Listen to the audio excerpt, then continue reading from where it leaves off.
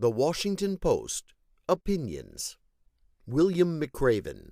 If good men like Joe Maguire can't speak the truth, we should be deeply afraid. By William H. McRaven. February 21, 2020. William H. McRaven, a retired Navy admiral, was commander of the U.S. Special Operations Command from 2011 to 2014. He oversaw the 2011 Navy SEAL raid in Pakistan that killed Osama bin Laden. Edmund Burke, the Irish statesman and philosopher, once said, "The only thing necessary for the triumph of evil is for good men to do nothing." Over the course of the past 3 years, I have watched good men and women, friends of mine, come and go in the Trump administration, all trying to do something, all trying to do their best. Jim Mattis, John Kelly, H.R. McMaster, Sue Gordon, Dan Coates, and now Joe Maguire, who until this week was the acting director of National Intelligence. I have known Joe for more than 40 years. There is no better officer, no better man, and no greater patriot. He served for 36 years as a Navy SEAL.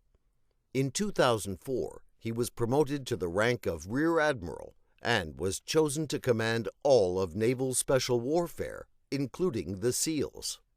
Those were dark days for the SEALs. Our combat losses from wars in Iraq and Afghanistan were the highest in our history, and Joe and his wife Kathy attended every SEAL funeral, providing comfort and solace to the families of the fallen. But it didn't stop there. Not a day went by that the Maguires didn't reach out to some Gold Star family, some wounded SEAL, some struggling warrior. Every loss was personal, every family precious.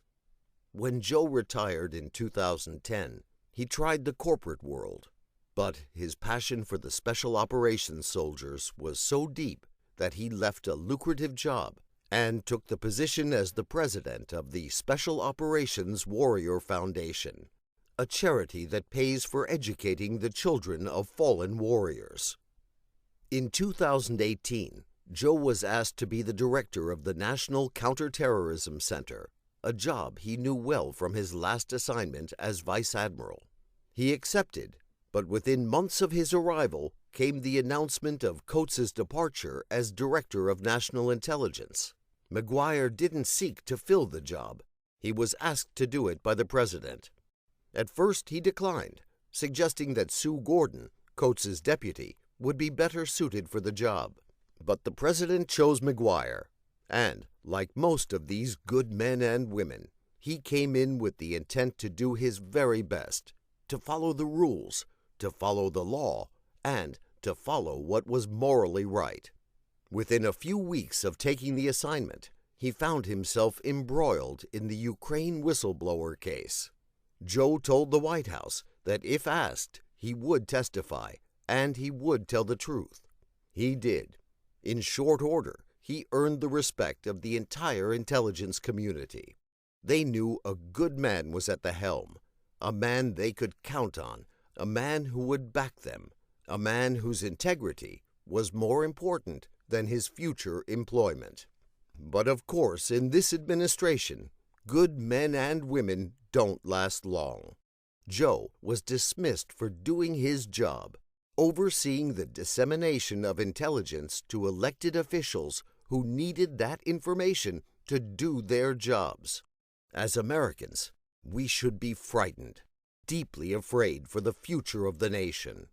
When good men and women can't speak the truth, when facts are inconvenient, when integrity and character no longer matter, when presidential ego and self-preservation are more important than national security, then there is nothing left to stop the triumph of evil.